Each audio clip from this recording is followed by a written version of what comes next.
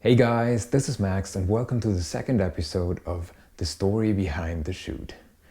And today I want to talk about a shoot that took place about 3 weeks ago and revolved around the whole idea of black and white.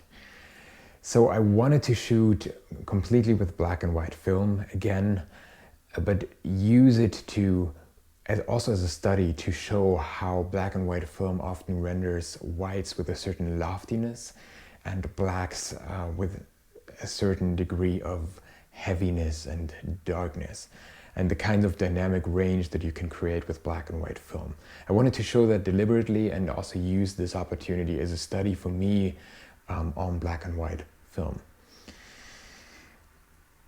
As a location, I chose Haus der Kunst here in Munich, which is also a popular blogger destination, because of the kind of light that you get from the side coming through the columns, because also of the kind of look that it gives you in people's faces, because you have those hard lights on one side and kind of dark shadows on the other side.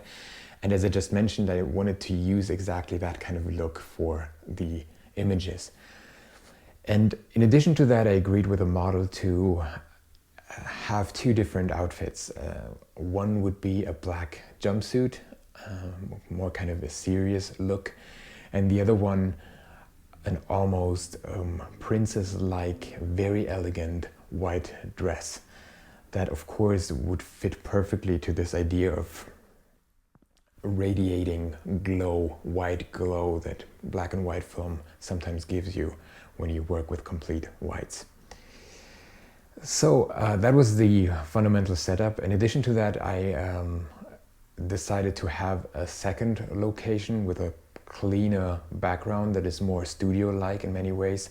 So a wall that has some irregularities, similar to what many people try to achieve by now in a studio setup, and that also gives you a very nice, good light from the front of the subject. So in contrast to the first location where I only have hard light from one side. So that was the basic setup. In terms of equipment, I used my two Mamiya cameras. So the Mamiya RZ67 Pro TL with the 80mm 2.8 lens, and my, by that time, brand new Mamiya RZ67 that I had just recently purchased with the 110mm 2.8 lens. And if you know the review video about the second camera, you might also recognize some of the images that I had already shown there. In this case, for film, I chose a Kodak Tri-X and Ilford HP5. Again, I also used this opportunity as a study to take another look at these two different films and compare them at least a little bit, how they behave in very similar light situations. And besides that, there's at least in this case one behind the scenes image that I'm showing you now.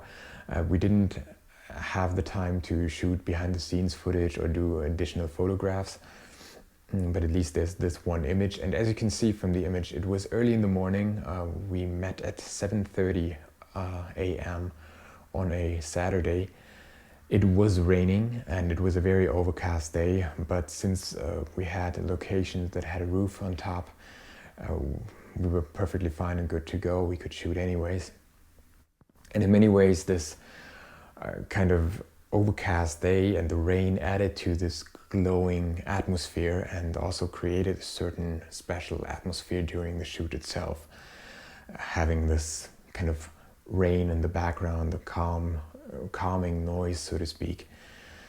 I think for both of us it was a very relaxed shoot, and we really enjoyed it, and we were super excited about the results.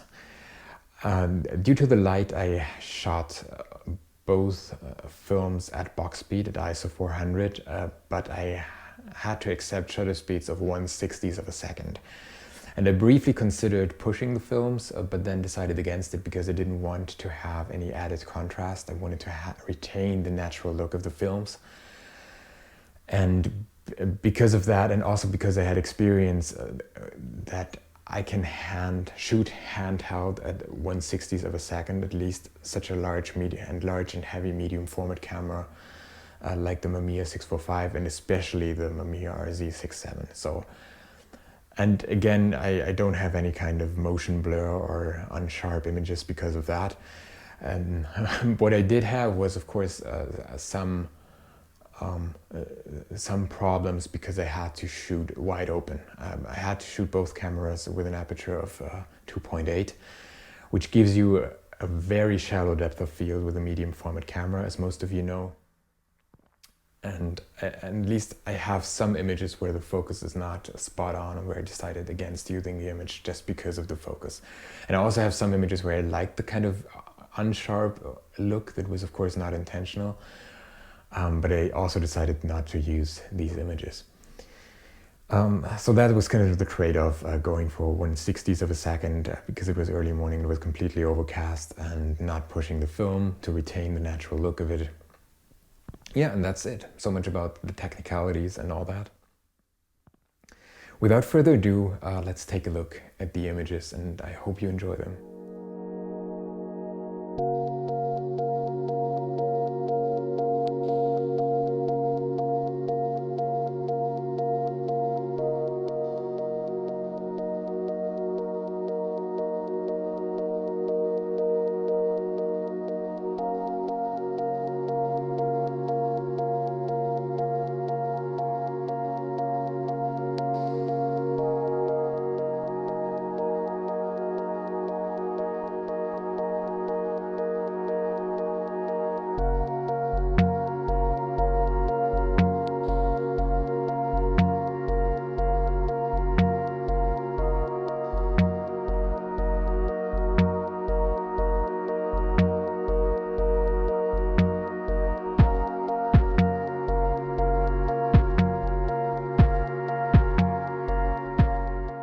So that's it. I hope you enjoyed the images. Thank you very much for watching. If you like this video, please remember to like it and maybe even share it with your friends. If you want to see more videos like that, please leave me a comment in the comment section below, and also subscribe to my young channel. As you know, I get super excited about every subscriber coming my way. So thanks again for watching. I hope to see you soon. Bye.